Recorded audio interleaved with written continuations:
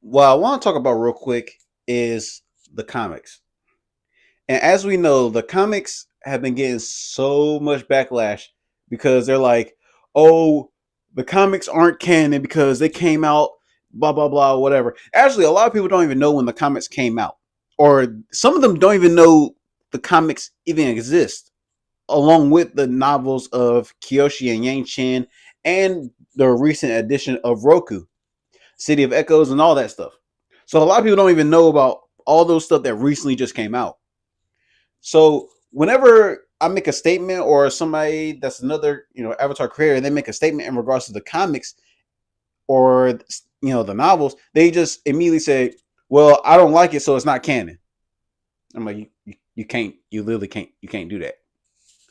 And then, or they'll make the other statement where they say, "Well, Brian and the other creators, blah blah blah, the creators and writers, they didn't like the comics either." And it's still canon. It's still canon. Sorry. In case y'all didn't know, it's still canon. Because if we're being real, Brian and them, they even stated themselves on the Brave the Elements podcast, they didn't like some of the stuff in Legend of Korra. So are you gonna say Legend of Korra isn't canon? Let's be real. And before you Korra defenders, go ahead and say, well, they probably said some stuff about Avatar Last Airbender. Nah. Nah. The very few regrets they had was they wish that they dove more into the spirit world. And then they did that in Legend of Korra. The only regret is they wish they had, more. They was surprised that it got as big as it did.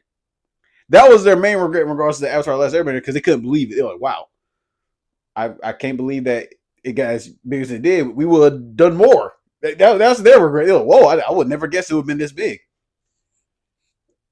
In regards to Avatar, you want to know why? Because remember, core defenders, the thing that y'all always say, oh, they didn't have enough time. Nickelodeon stopped them here. Nickelodeon stopped them there. Nickelodeon got in the way. Stick on that side. That's the reason. Like, literally, stick on that side. That's why, Brian and them, they was like, okay, we have some stuff that they regret or stuff that they didn't like about Legend of Korra because they didn't have time to actually have a fleshed out thought. That's why I always give, Legend of Korra that leniency because they really wasn't able to flesh out the thought that they really had planned for Legend of Korra. Because they all constantly had to stop, go, stop, go, stop, go every freaking season. That's if, y'all are in the loop. All because a character act a certain way in the comics or they act a certain way in the show that is completely different than the comics. That doesn't mean that it's not canon. Let's go on a different front, like for instance, anime versus manga. A character could act completely different in the manga than they do in the anime.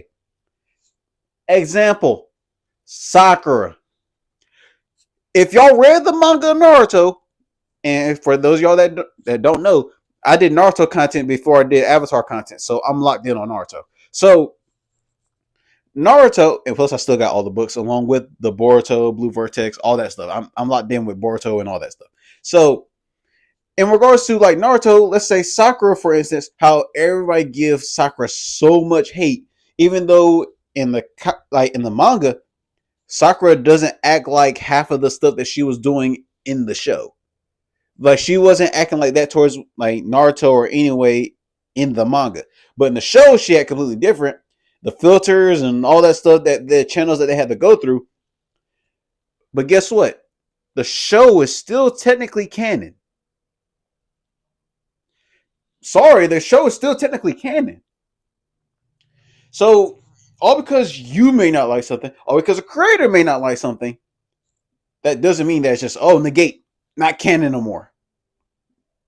Like let's be real. Like if the creator, people need to understand, the creators are not going to like 100% what happens in the show or comics or whatever, but they still will classify it as canon.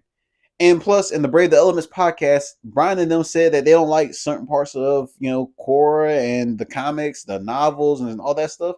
But they still say, hey, it's canon, and they look to expand upon that to rewrite certain things or be able to retcon certain things. So if they don't like it, they'll just simply retcon it. So the stuff is still canon. It's just that they're going like, okay, let me retcon this and then rewrite something to make the new thing canon.